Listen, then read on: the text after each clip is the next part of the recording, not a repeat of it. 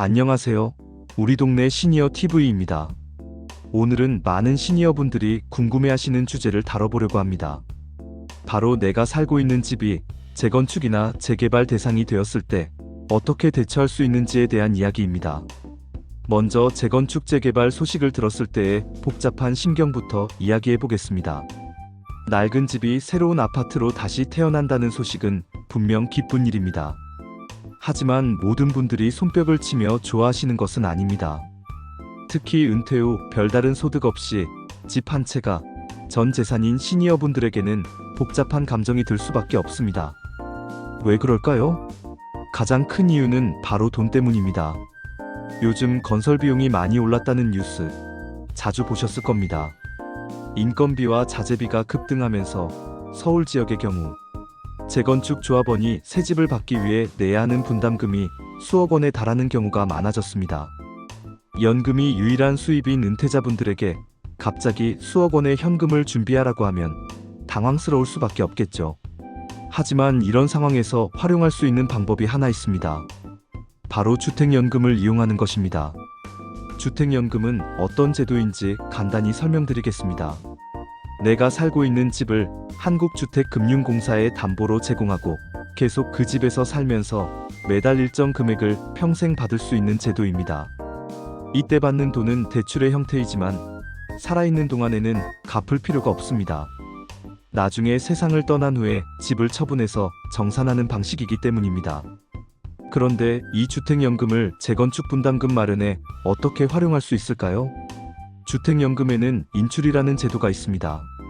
미래에 받을 연금을 미리 당겨받는 것인데요. 재건축 재개발 분담금 납부 목적으로는 대출 한도의 70%까지 한 번에 받을 수 있습니다. 구체적인 예를 들어보겠습니다. 70세 분이 시가 9억 원인 집으로 주택연금에 가입했다고 가정해보겠습니다. 이 경우 대출 한도는 약 4억 7,700만 원이 됩니다.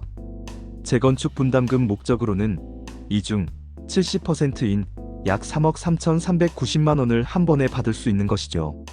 이런 인출 제도에도 변화가 있었습니다. 올해 3월까지는 원칙적으로 50%까지만 인출이 가능했습니다. 하지만 25년 4월부터 재건축 재개발 분담금 납부 목적에 한해서 70%까지 인출할 수 있게 되었습니다. 다만 주의하실 점들이 있습니다. 첫째, 50%를 초과해서 인출한 금액은 반드시 분담금 납부용으로만 사용해야 합니다. 인출 후 1개월 이내에 분담금 납부 사실이 확인되지 않으면 주택연금 지급이 중단될 수 있습니다. 둘째, 미리 당겨받은 만큼 매달 받는 연금액이 줄어든다는 점입니다. 아까 예로 든 70세 분의 경우 인출 없이 주택연금을 받으면 매달 267만 7천 원을 받을 수 있습니다.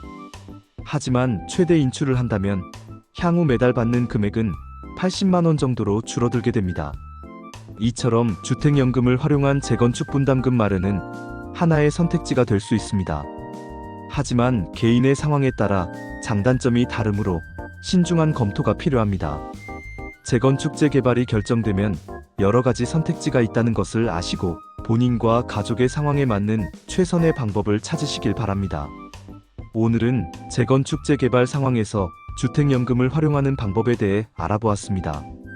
이런 정보가 도움이 되셨다면 구독과 좋아요 버튼을 눌러주시고 댓글로 궁금한 점이나 의견을 남겨주세요. 다음에도 시니어분들에게 유용한 정보로 찾아뵙겠습니다. 감사합니다.